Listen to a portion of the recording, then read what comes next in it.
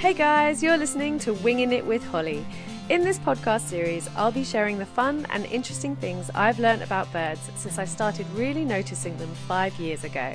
I'm no expert though, so along the way I'll be picking the brains of my knowledgeable birdie friends, the human ones that is, so we can learn and wing it together. You can see birds anywhere, in a city or the countryside, watching from a balcony or your local park. And I'm hoping these short episodes will help you notice and learn more about our feathered friends, especially if you have never taken the time to get to know them before. Gulls are fascinating birds, but they have a slightly bad rep here in Brighton and in many seaside towns for being loud and ballsy. So in this episode, I chat to my cousin Katie about why they behave the way they do and how we can learn to better understand them.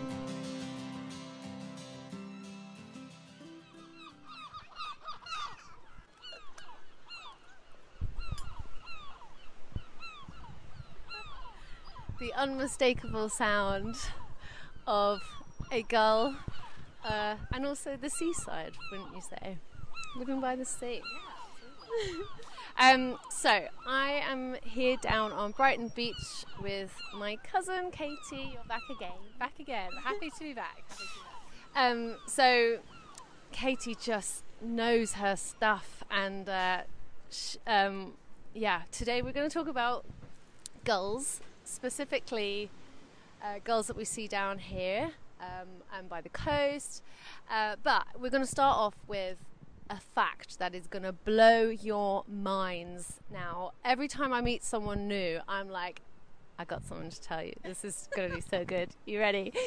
So did you know there is no such thing as a seagull? Okay guys, you heard it here first. And look, okay, we both work in conservation, so from our perspective it might be a slightly more pedantic view on on things, because of course you get gulls that live by the sea. So yes, okay, there's no harm in grouping them into the term of seagulls. But when people talk about seagulls, they are referring generally to a gull which is called a herring gull. So we're going to focus largely on the herring gull today, but I think first I just wanted to ask you, Katie, about other types of gulls, ones that we see down here. So obviously there's like there's a black-headed gull, which very confusingly in the summer doesn't have a black head, or is it in the winter doesn't have a black head?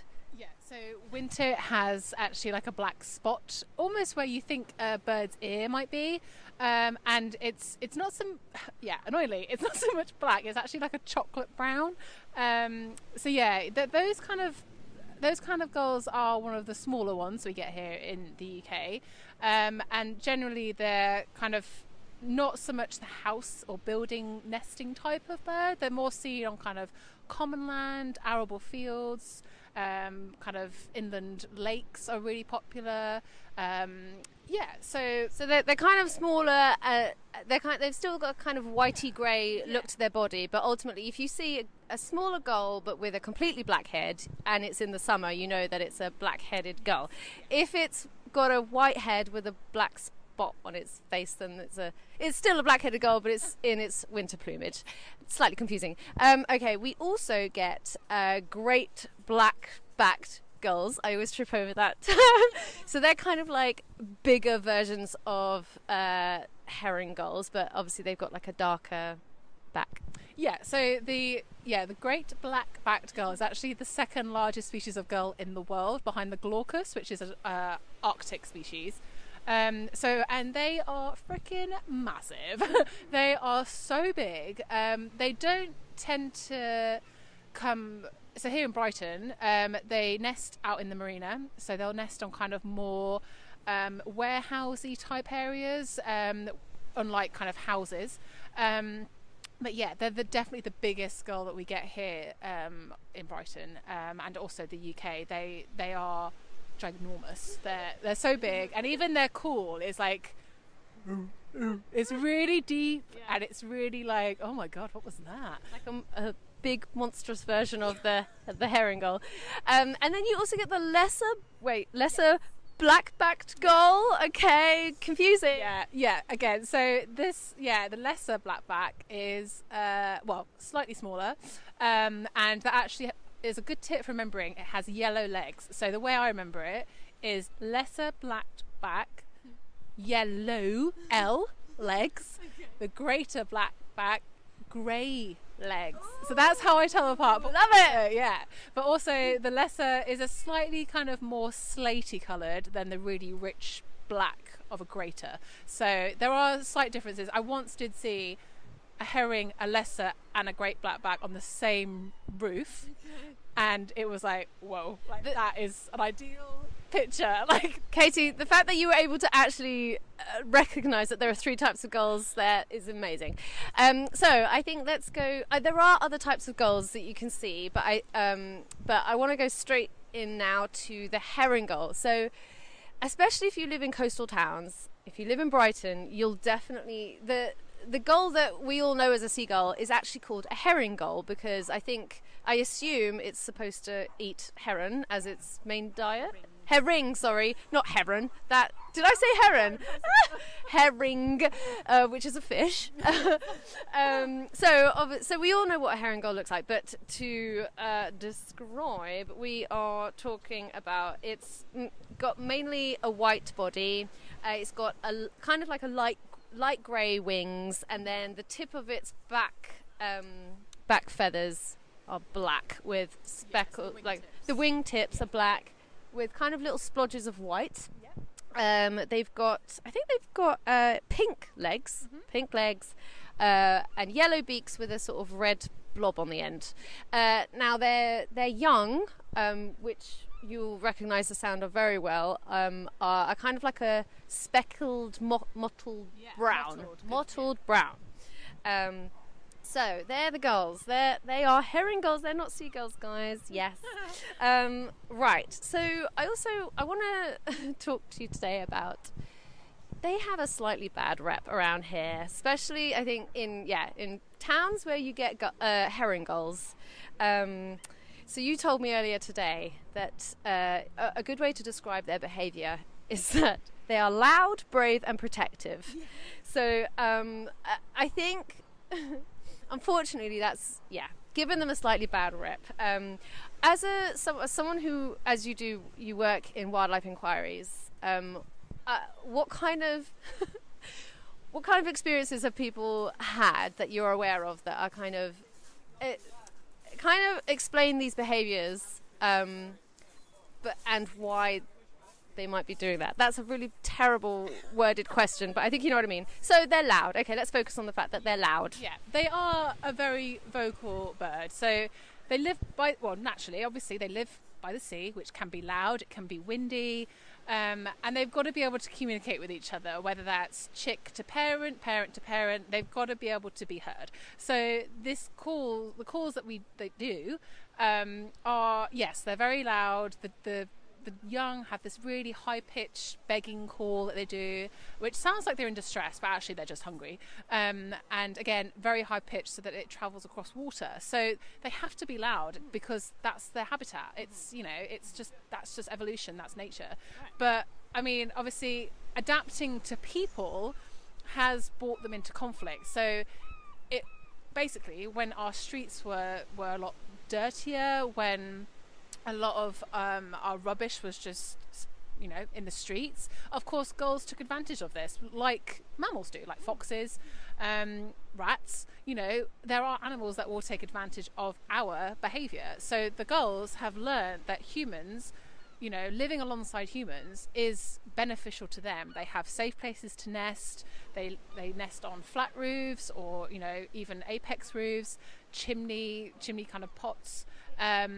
And to them, that's perfect. It's out of the way of any kind of mammals. There's no ground mammals that can, harm them. So really, the only threats to their young are falling off a roof or conflict with other adult gulls. A greater blackback will, yes, definitely predate a herring gull chick. There is conflict all the time for them, but it's much less so on a rooftop. So we can't fault these birds for adapting to us because they were here first, and they've had to adapt to our lifestyle so we need to learn to adapt to theirs. And it's kind of, there is a clash because yes, they're loud, they sit on a rooftop and they make themselves very much known. So that is definitely kind of one of the things that we get, you know, inquiries about, and people, you know, are quite passionately hate these birds, is because they're loud. Protective, absolutely. Like, they are such good parents. They mate for life, they're loyal, they come back to the same site every year. And, you know, who can blame them, really? Like, people are protective over their young, mammals are protective over their young, you know, insects, plants, you know. There is, you know, there's a innate kind of behaviour there. So, picking up on that, so I understand you get people calling in to say that they're being attacked by gulls in their garden because they're swooping down on people. And I mean, it's a really simple explanation as to why they're doing that, isn't it? Yeah, and that is because they're worried that their chicks are at harm. So, unfortunately, yes, this can bring them into quite common conflict. I myself have gulls nesting on my roof, and they have never caused an issue for myself. In the garden, in the street, we have a whole street of gulls nesting, and I've never seen anyone get dive bombed. You know, it is unfortunately more kind of intense depending on the gull, depending on the situation. But yeah, you know, a lot of people, when they're leaving their front doors, you know, they will get dive bombed, and it can be scary. Of course, they're big birds, they're brave. They generally peck the highest point, which is your head. So they're Oh, we've got a good tip for that, haven't we? Go out with an umbrella. Go out with your umbrella to protect yourself from the diving birds. But ultimately, the reason they're doing this is because, okay, so say they a chick of theirs has fallen from the roof onto the ground, and therefore it's in your garden, but they, you know, the chick can't get back up to the nest, obviously, because it can't fly yet.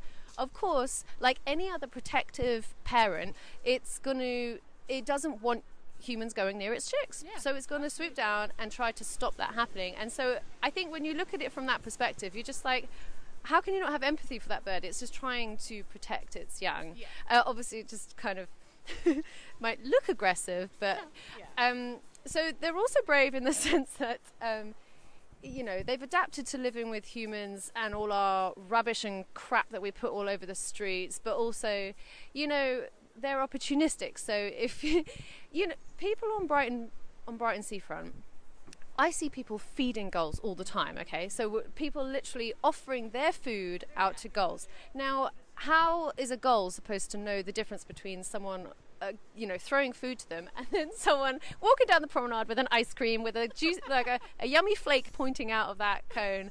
You know, of course that cone belongs to the gull, because how are they supposed to tell the difference? Yeah, absolutely. It's, you know, we can't blame them for being smart and for being, you know, taking advantage of visitors. Like, you know, that's you know, they're just being really smart. They're just animals trying to survive. Yeah, exactly. They're trying to survive. To them, it's an easy meal, like you say, and they're brave enough to take it from your hand. And, you know, we've personally experienced that. Hell yes. So, you know, it's, yeah, I mean, there was a funny time, actually, when I was down. So if you're ever in Brighton, don't eat by the pier. Just don't do it. Just take it to, you know, a nice gardens further, maybe in the city. Just don't eat by the pier. And yeah, walking along the pier, and I saw a guy lose his entire bag of donuts, freshly warm. No, not dinky donuts. Dinky donuts. And he got dive bombed, but they didn't take the donuts, they just knocked them out of his hand, but they were still in the bag. And I was like, oh no, like, so I picked them up because he left them. He was like, oh no, but I picked them up and was like, no, get them. And obviously I didn't realise I'm now the target. So I'm now the target for these donuts. And I was like, oh God, no, I was there. And there was a girl right above me. And I was like, oh, just don't do it, mate. Like, you're really giving yourself a bad rap. So I gave them back, and the guy was like, no. And I was like, no, take them, put them in your jacket, in the bag, still warm, not one lost. And I was like, but that kind of few seconds where I was like, oh my God, I'm now the one. All eyes were on you, and they were like all looking at you from. I could just feel their eyes like changing target, and then I was like, oh God. I mean, yeah, look, you just got to be a bit more sensible about, like, not waving your food around and not being so. you know, I mean, I was walking through Pavilion Gardens in Brighton, and a third of my bagel was snatched out of my hand, and it got to my thumb as well. But I mean, obviously, it's kind of scary because they literally just come out of freaking nowhere. I swear, I didn't see it coming. But I also just feel like, okay, fair enough. You know, other people may have literally given their scraps to you before, and they just can't tell the difference. So I mean, you know, that's how I feel anyway. I've also, you know, experienced being crapped on by a gull many times. It's kind of just what you have to deal with living down here. In fact, I've been crapped on 3 times in the space of 2 weeks before. You were there. I remember we were sat on the beach, and we were with a group of people, and somehow no one else noticed, and I really subtly was like, Katie, please, can you just wipe this off my hair, just really subtly. You did it. 5 minutes later, I got crapped on again. For goodness sakes. All right, so another thing, this is one of my favourite stories of, you know, these crazy gulls out there. You know that they steal babies and dogs too. Oh, yeah. I mean, they've got talons. They actually really don't have talons. Yeah, there's always yearly... tabloids will go against nature, and they will, you know, give gulls laser vision or laser beams out of their eyes because they're so evil and they're so, you know, unnecessary. Why are they here? And yeah, every year it's some sort of child or pet that goes missing, and I can guarantee these gulls will not carry away a child. They won't carry away a dog or a cat. There's no way. I mean, let's also just describe the anatomy of a bird. The feet. They've got webbed feet. The tiniest ends to their toes. Probably similar to like a dog claw, probably smaller. Webbed feet, guys. They're seabirds. They eat, and, you know, well, yes, a lot of human food here in Brighton, but, you know, they're fish eating birds, so they're adapted to water. They're not like an eagle. They don't carry away live prey.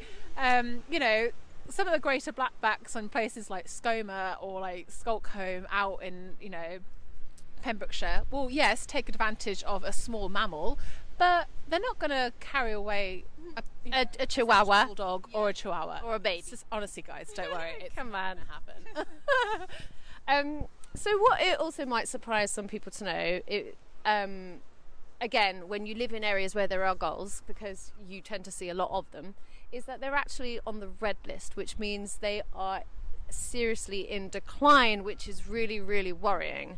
Can you tell us a little bit more about like why they might be in decline? Sure. And what this kind of means ultimately?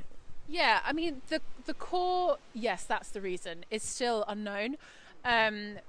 Various surveys are carried out of breeding gulls in various places. But yeah, they've actually been declining since 1969, 1970, where they have suffered over 50% decline of herring gulls. So a lot of people, when they call or inquire, they're like, there's hundreds of them, there's, you know, and then when we say, actually, this bird is in serious decline, it needs all the help we can give it, they're like, no, there's loads in my area. And yeah, there are hotspots for gulls, but they're not doing well at all. And it's really, really sad because they are iconic to our coasts. They're part of our natural world, and they deserve to be here. And we have a right to protect them and to give them the help we can. But, you know, it's various factors. It's overfishing, it's pollution, it's habitat loss, it's, you know, unfortunately, you know, some birds just don't make it past their first few years. I mean, it takes a few years even to get, you know, ready, sexually matured. It takes a long time for seabirds to do that, you know. So the first 3-4 years of this bird's life, it won't mate at all. And that's, you know, for a species to really come back from decline, that's a long time to wait. And that's, you know, so yes, there might be a lot of them in one city, or, you know, there might seem like a whole bunch of them and they're overtaking the world, but I assure you guys, gulls need our help, and we need to respect them and live alongside them and welcome them, because they have a right to be here.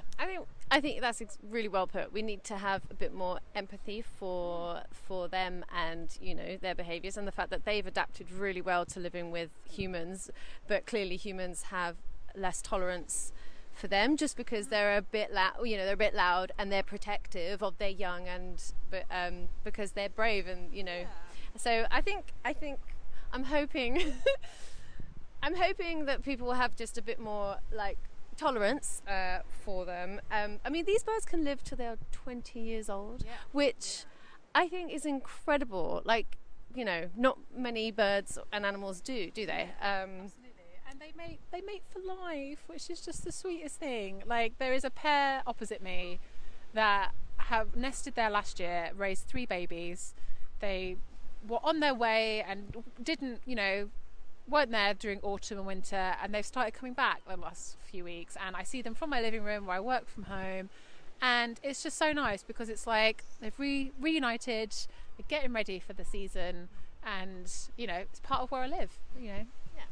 Thank you so much. I hope everyone just has a little bit more of appreciation for herring gulls, and I hope that's something that you take away from this. And also the biggie, there's no such thing as a seagull. No, okay? You're welcome. Go take that to all your parties and blow people's minds with that information. Katie, thank you so much. Your knowledge is very welcome, and thank you. You're welcome. Anything for our gulls? Yes. Or like the gulls.